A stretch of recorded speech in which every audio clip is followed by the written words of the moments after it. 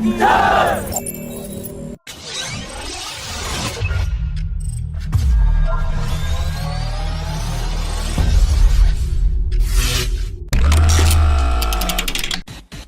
reports indicate that the next batch of 5 Rafale fighter jets will come by October, and they will join the first squadron of Rafale fighter jets at the Ambala Air Station, increasing the Rafale fleet strength to 10 fighter jets.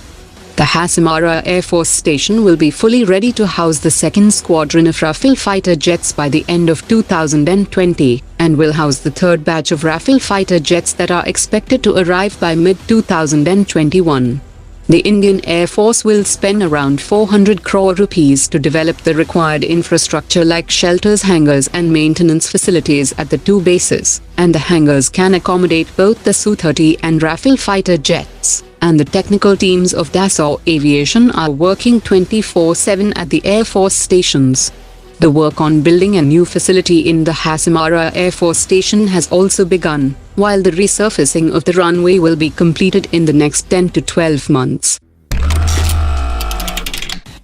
The U.S. Assistant Secretary of State Clark Cooper has reiterated the U.S. concern over India's military procurements from Russia, and he also said that purchases of significant Russian platforms like S-400 systems or 33 new fighter jets can prove as a roadblock to its defense cooperation with the U.S.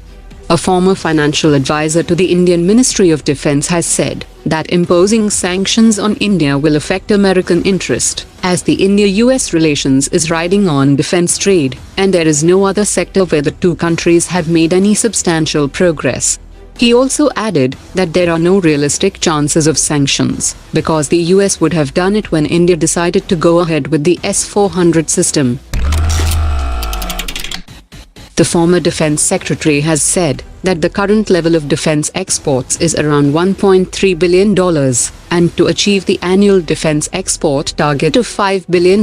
in the next 5 years is very ambitious, and heavy targets coupled with hard work and imaginative planning are required to achieve this target. He also added that the new draft Defense Production and Export Policy 2020 identifies 13 advanced systems for development on a mission mode by the Defense Research and Development Organization, for which it has to outsource development of key subsystems to Indian institutions and the private sector, and the DRDO should now confine itself to highly strategic defense research areas. He also said that even Hindustan Aeronautics did not think seriously about building an ecosystem till now, and if the defense offsets are administered in key projects like submarines, fighter jets and naval utility helicopters, India can make substantial progress in the defense sector.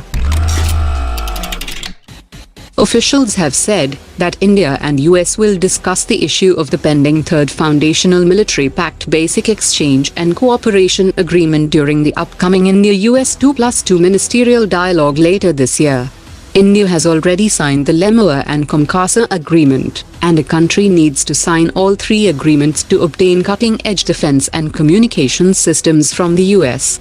The third agreement will allow India to use US expertise on geospatial intelligence and enhance military accuracy for cruise systems and ballistic systems. A Chinese shipyard has launched the first Type 54A frigate for Pakistan Navy, and all 4 frigates will be built in China and delivered to Pakistan by 2021.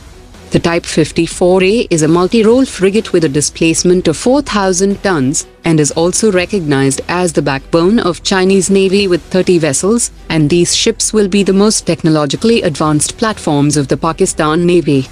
Pakistan will also commission 4 new Milgem-class corvettes from Turkey and 2,300-ton offshore patrol vessels from Daman shipyards of Netherlands, along with 8 new conventional submarines from China.